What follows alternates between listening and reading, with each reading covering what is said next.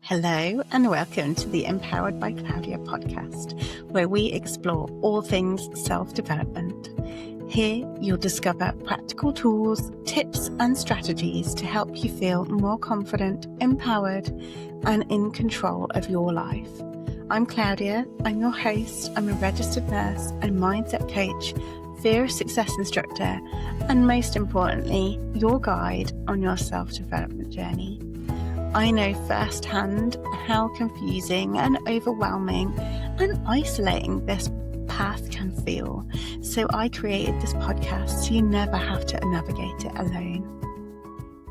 Hello, my lovelies, and welcome back to another episode of the Empowered by Claudia podcast. Now, I have notes on what I was going to talk to you about today. However, I've had a bit of a brainwave this week.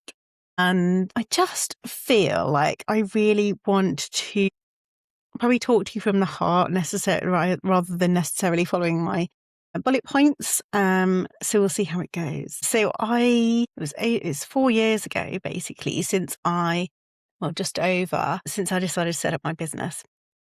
I was on maternity leave after having Evie, my daughter, and I was really struggling with my mental health and reflecting on the impact that coaching had had on me, and thought, actually, do you know what? I want to explore this. So I invested in a coaching certification, and as part of that certification, we practiced on other aspiring coaches and did the work. We did the coaching, and it really helped me. It helped change my mindset, help me transition from that place of overwhelming anxiety and worry and stress. And I'm not saying that it fixed all of my issues because that would be a big ask, but it helped me feel in control of the things I could control. And as part of setting up your business, there's so much advice out there. And a big piece of advice is to pick a niche, which is an area that you're going to focus on, having an ideal client. And I resisted this idea from the very beginning, but everybody told me, if you speak to everybody, you speak to no one. You need to hone down your message, think of one ideal client and just serve them. And this has been a source of stress and friction for me for a very long time. Spent 23 years working in the NHS, delivering care free at the point of use for anyone that needs it. And I didn't feel comfortable discriminating. And people coming to me saying, but I can't use your services because you focus on supporting mums and I'm not a mum. And that felt really uncomfortable. But whenever I spoke to any business people, any mentors, any coaches, they all said you need to have a niche. Once people know who you are, then you can support the people. And so I kept on trying out different phrases, different ways of selling my services, but it didn't feel right because I knew that I was alienating people that I could help, because my coaching isn't just specific to a certain group. And part of the reason that I was focusing on mums is because one of the people that I was working with, we were in a group, and so one person would be the coach, the other person would be coached, and the third person would then give feedback on the process that we could develop and learn from it. And they mentioned how I'd immediately resonated with the person I was coaching because of our shared experience of motherhood and understanding and getting the exhaustion of being up all night with a child that's not sleeping, and how you're so bone tired, but you cannot stop because people need you. And so I thought, yes, I can. I absolutely can empathize with that. I know I'm living it. But I'm also living transitioning out of being in a senior leadership position in the NHS into my own business. I'm also living with chronic pain. I also have neurodivergent challenges. I have so many lived experiences of trauma and all of these things, plus my professional knowledge as a nurse, plus my training as a professional nurse advocate. And to just narrow down and say I can only support mums isn't fair. And it's not right for me. For other people, that will be right. But my values value inclusion. And so actually, I think a big reason that I didn't feel comfortable selling my services and telling people I'm out here, I'm here. If you need a coach, I will coach you, is because I was adding to that discrimination inadvertently.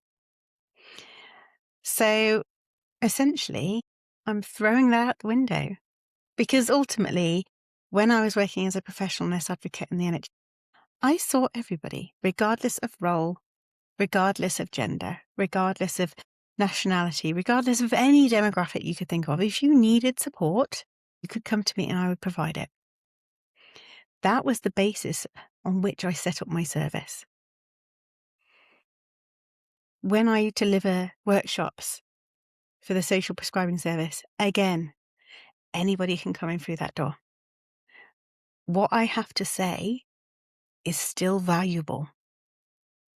Even if you're older than me, even if you've got a different life experience, even if you're younger than me, even if we live in different areas, even if we are completely different, you will still be able to take something from what I'm saying. And likewise, I will still be able to listen and support you and ask the questions to get you thinking, to help you get that excitement back, that possibility, that infectious enthusiasm that ends up you leaving the session going, I cannot wait to go and implement the things we've talked about. I cannot wait to go out there and get on with my life and embrace who I truly am. And so that's been my massive realization this week, is actually the thing that has been keeping me stuck has been listening to the advice from all of these gurus, but actually that wasn't in alignment with my values. So I need to focus on my internal compass, on my true north, which is that I will coach anybody that feels they need coaching. And I know that I get results. I know that I can serve you. So this week, we're all about dropping the labels.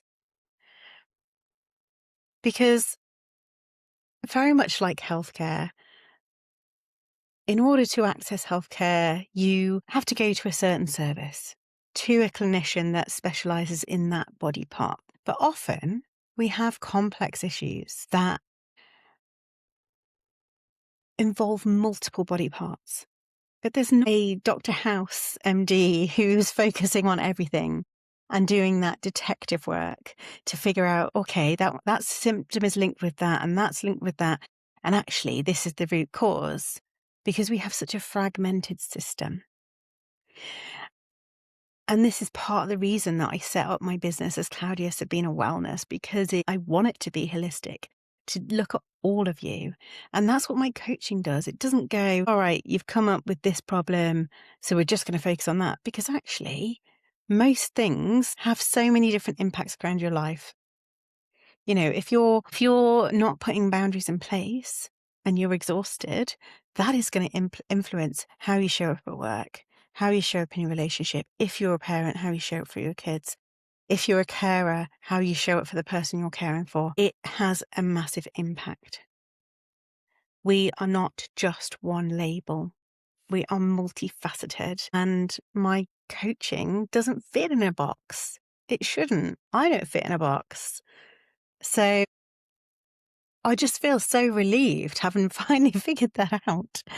And it probably sounds really simple, but it feels like a weight has lifted. It finally makes sense. So, um, yeah, I just thought I would use this opportunity to get you to reflect, I guess, on where you might be inadvertently putting yourself in a box of actually saying, I can't do this because I'm such and such, or maybe I'm not the right fit. And actually thinking, can we see this differently? Do we need to fit in a box? Or actually, are we a sparkly unicorn using all of these things that make us and that unique blend? Because I think we get it drummed into ourselves, don't we? In the school system where we all wear a uniform and we all have to look similar.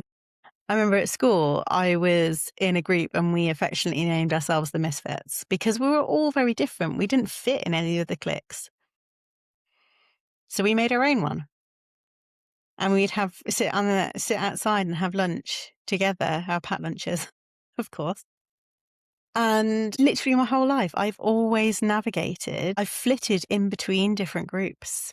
I've always made my own groups and I can get on with so many different people. Part of being a nurse is making people feel comfortable and able to open up and talk to you about what's going on. And yeah, this just feels so much better. So what does it mean for you? It means that when you come to work with me, you're not restricted by me saying we're only going to focus on this. It means we can talk about what's bothering you, how that is impacting you across your whole life, and how we can make a plan to improve that, how we can work through it. Because coaching is different from therapy. In therapy, they're going back through what's happened and all of that. In coaching, we're looking at the way forward. How do we move on? Now we've processed it with therapy. How do we move on? How do we move forward? How do we want our lives to be? What are our wildest dreams? What do we really hope could happen for us? And I just feel so positive about this. And yeah. Anyway, so what I was going to talk about today was about why we feel guilty for prioritizing ourselves. You know, when we're putting ourselves first, we're saying, actually, going to say no to that request because I need a rest or I need to take some time off. Maybe I need to take some time off work. Maybe it's time off doing errands for other people. Maybe it's actually saying, I'm not going to carry the mental load. I'm going to delegate that to somebody else. And then you can kind of start thinking, but if I don't do it, who's going to do it? What terrible things are going to happen if I don't do it? And that's where the guilt comes in. Now, let me tell you something about guilt. Guilt comes in because we care. If you don't care, you're not going to feel guilty about not doing the thing. And it's really, really hard because you can only care so much. You can only give so much until we will eventually burn out if we do not prioritize rest and caring for ourselves.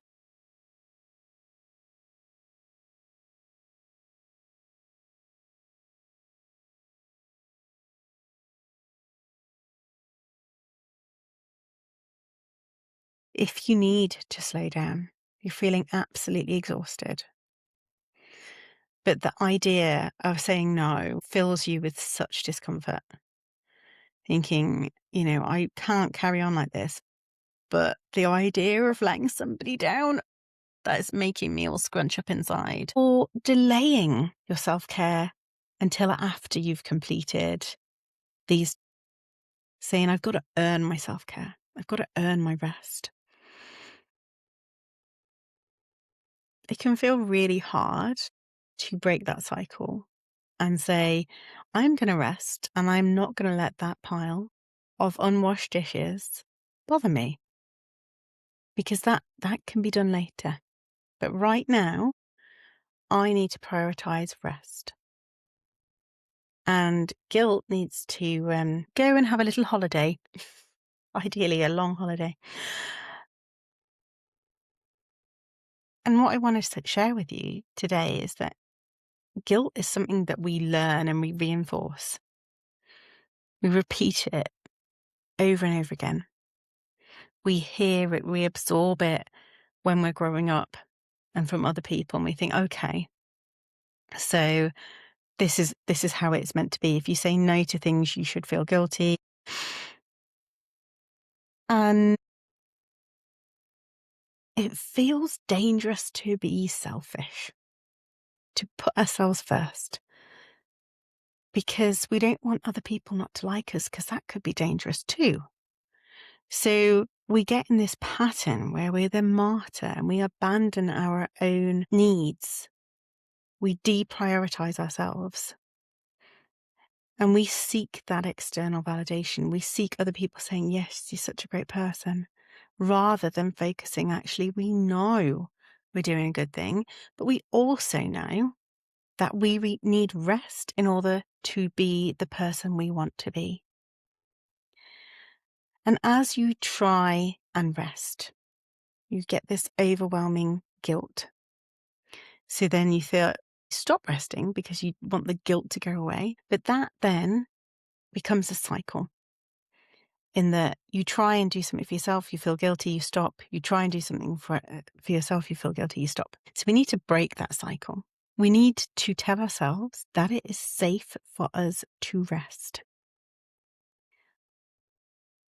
We need to teach ourselves that it is safe. And it's not just about telling ourselves. We have to feel that. We have to feel safe in our body. We have to push through that discomfort little bit by little bit. And it might be that at the beginning it is taking a 2-minute rest and then increasing it to 3 minutes and then 4 minutes and then 5 minutes. Just showing yourself that actually nothing bad happened from me taking a 4-minute rest. So maybe next time I can increase it. Maybe next time I do one less task before I allow myself to rest. And gradually increasing our comfort and reassuring ourselves that it is safe for us to rest. The other thing that we can do is look at examples of other people resting and nothing bad happening, and no one thinking bad of them. And if they think bad of someone for resting, what does that say about them as a person? Because actually, where's the compassion and empathy for others? Ultimately, we are humans. We do not have an indefinite energy source. We need time to repair, to replenish, to refuel.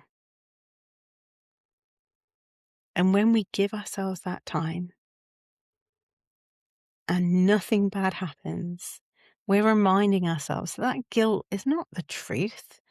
It's just a habit we've learned. It's just a habit we've picked up.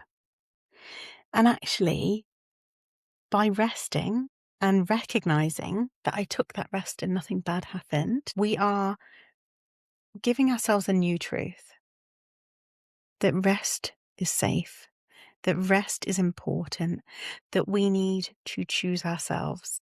We need to look after ourselves first. I had a coaching call with someone earlier, and they were juggling all of the things. And I said to them, if you burn out, there is no business, because your business is you. So you need to look after you. It's the same with your job. You are the important part. You can't be replaced in your family, in your friendship group. You are important and you need looking after. And the guilt is not truth. We can change that. We can change that narrative. Rest is important. You deserve rest. You do not need to earn rest. That prioritizing yourself and your well-being is the most important thing. And that might feel quite uncomfortable at first to hear, that you get to be the priority, because we are so conditioned to putting everybody else first, particularly as nurturing people. We're so used to caring for others. We don't give ourselves that same care. So my challenge to you today is to go and plan your care. What are you going to do to care for yourself?